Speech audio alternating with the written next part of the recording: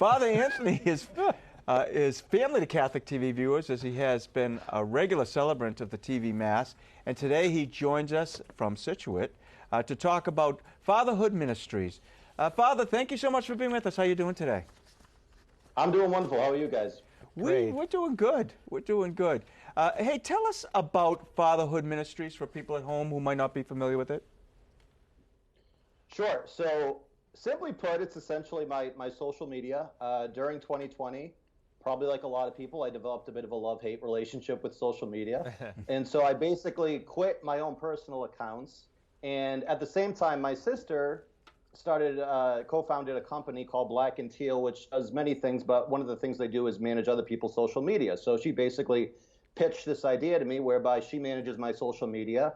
I give her the content, and I don't really have to look at it or look at negative feedback or anything like that. So really all it is my Facebook and Instagram, and again, my sister Maria manages it, and I produce the content. It's mostly videos. It might also be, I have a podcast I do as well on it. I do some write-ups sometimes on a particular a saint's day or a solemnity, things like that. So it can look like a lot of different things, but sort of the basic thing behind it, the motivating thing, is I've always been kind of attracted to like Bishop Barron's model of evangelization, really kind of engaging the culture. I think, I believe it was John Paul II who said, if the church holds back from culture, the gospel itself falls silent. And, in my priesthood and everything, that's something that always really resonated with me. And so I always kind of had this desire to engage the culture in this type of way. But again, my sister kind of helped me do this in a bit of a more organized way with kind of this, I call it my rap alter ego is fatherhood. That's what hood is, a very kind of rap culture reference. And obviously it's a play on words because it's fatherhood, but it's also fatherhood. So in my mind, I think that it's clever. So I sort of came up with this alter name for myself. And so I do a lot of things like that. I talk about pop culture a lot. I'll talk about movies, especially on the podcast. Again, I fancy myself a rapper, so I'll do some rap verses and things like that to keep things interesting. But yeah, that's basically what it is and what it looks like. I know during your homilies, a lot of people know you from Catholic TV and the Mass, and you mentioned coming from a strong Catholic family and pretty much figured you might go a different direction. But can you tell us a little bit about your vocation story and maybe how you were drawn to the priesthood? Sure. What do I have? Like a 45-minute segment? Right? Succinctly, I was always very much, the good little Catholic boy. And so I think in a lot of people's eyes, I might have been a quote unquote obvious candidate for the priesthood. But at the same time, I loved my family. I loved family life, and I wanted nothing more than to have my own family. And obviously I was made to be with a beautiful Catholic woman for the rest of my life, or so I thought.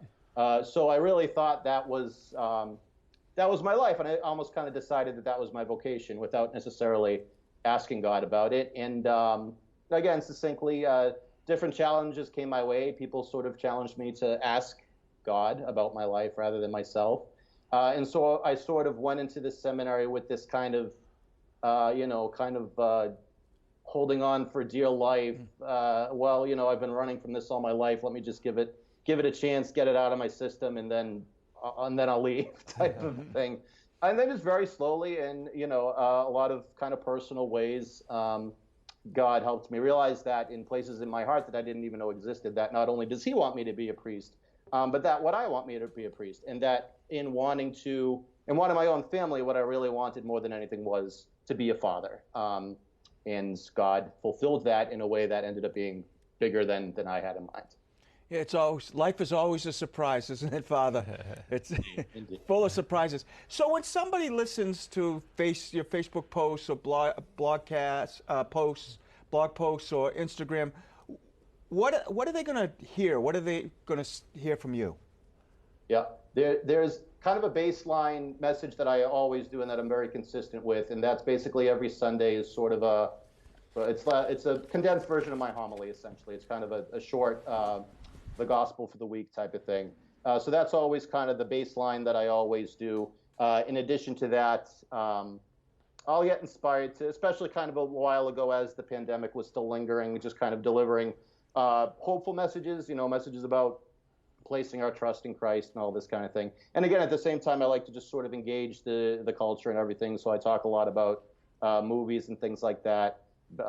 Again, there's a few videos where you'll see me doing my own personal rap songs and things like that. So yeah, that's pretty much it. I have to tell you, I love movies. I talk to Brian about movies all the time. Well, how can people follow the work of FatherHood Ministries and learn more? Sure. So it's on Facebook and Instagram, and it's just FatherHood is all one word with the H capitalized as well as the F. So it's just FatherHood Ministries. My handle is at FatherHood Ministries, all one word. And that's it. Follow me, check me out. Father, thanks so much for being with us, and also thanks for doing the Mass, the most important thing we do here at Catholic TV. Very much appreciated. Thank you. Happy to do it. Thank you for having me today. I figured if the bishop wasn't going to be here, the least I could do is step in and do what I can. Well, thank you. Thank you for stepping forward. Hey, have a great day. God bless you. Take care. Thank you. Happy Father's Day.